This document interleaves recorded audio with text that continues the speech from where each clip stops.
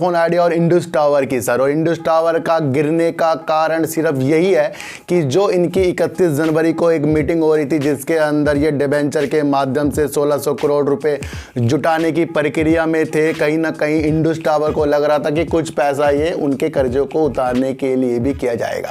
तो Vodafone idea के board ने एक मंजूरी अमेरिकन टावर को दे दी है कि डिबेंचर के माध्यम से वो 1600 करोड़ रुपए की मंजूरी ओसीडी के माध्यम से वोडाफोन आइडिया ने दे दी है। अब ये जितना भी पैसा है सर, ये अमेरिकन टावर का कर्जा उतारने के लिए किया जाएगा। जहां इंडस टावर अपने कर्जे की मंशा लगा रहा था कि उतरेगा, वहां पर इन्होंने अमेरिकन टावर का कर्जा उतारने की एक मंशा बताई है। तो कहीं ना कहीं इस कारण से आपको इंडस टावर भी गिरता हुआ दिखाई दे रहा है। और जब ये डिबेंचर के माध्यम से इसके अंदर इक्विटी रूपांतर होगा, वो करीब 10 रुपये प्रति शेयर के हिसाब से ये 1600 करोड़ रुपए जुटाए जा रहे हैं जो एक डिबेंचर के माध्यम से हैं। तो कहीं ना कहीं उसके अंदर अब और इक्विटी आने का भी आपको रास्ता वोडाफोन आइडिया के अंदर दिख रहा है। इसकी वजह से आपको थोड़ी सी गिरावट फिर से वोडाफोन आइडिया में देखने को मिल रही है। यहां से एक चीज ये तो प्रतीत हो रही है कि वोडाफोन आइडिया अपने को जिंदा करने के लिए कुछ ना कुछ प्रयास तो कर रहा है। और जब वो कुछ ना कुछ इस तरीके से प्रयास करेगा तो उसके लिए उसे रुकावटों का सामना भी करना पड़ेगा, क्योंकि कर्ज में काफ़ी डूबा हुआ आपको वोडाफोन आइडिया ही दिख रहा है। तो अभी इसके अंदर जल्दी से आपको रंगीनता वाले भावों को नहीं देखना चाहिए, क्योंकि एक जो 2 दिन पहले मैंने आपके लिए वीडियो बनाई थी, मैंने कहा 31 जनवरी को इनकी एक मीटिंग होने वाली है, उसके अंदर कुछ फंड की चीज़ें निकल कर आती हैं।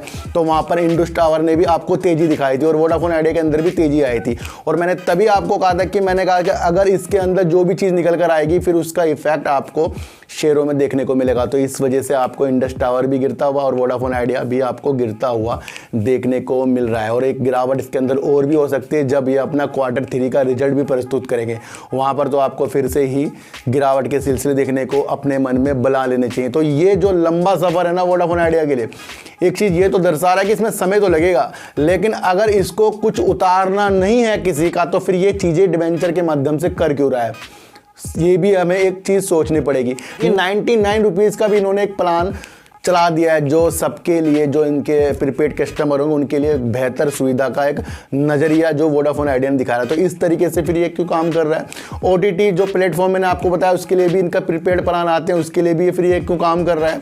फिर ये डिबेंचर के माध्यम से 1600 करोड़ रुपये जो जुटा रहा है, तो ये फिर क्यों कर रहा है, ये सवाल हो जाता है। यानी कहीं ना कहीं वोडाफोन आइडिया अपने आप को बचा तो रहा है, लेकिन वो बचाने के नज़रिए जल्दी से उजाले की तरफ नहीं आएंगे। क्यों नहीं आएंगे? जब तक के प्रमोटर इसके अंदर जो बैठे इतने सारे हैं वो कुछ पैसा इसके अंदर नहीं डालेंगे। तो हमारी जो भी मंशा, इस तरीके की जो मीटिंग ये बोर्ड की मंजूरी दे रहा है इस पे नहीं है। हमारी मंशा इस चीज़ पे है कि अगर इनकी मीटिंग इस तरीके से होए कि हाँ फंड प्रमोटर इतना डाल रहे हैं तो उस पे हमें उजाले देख लेने चाहिए। फिलहाल आपको इसके अंदर आपको अभी तेज़ी अगर बीच में आई तो वो कोई तेज़ी इसकी मायने नहीं रखती। तो सारा का सारा जो इनकी मीटिंग में था वो सब कुछ हो गया है।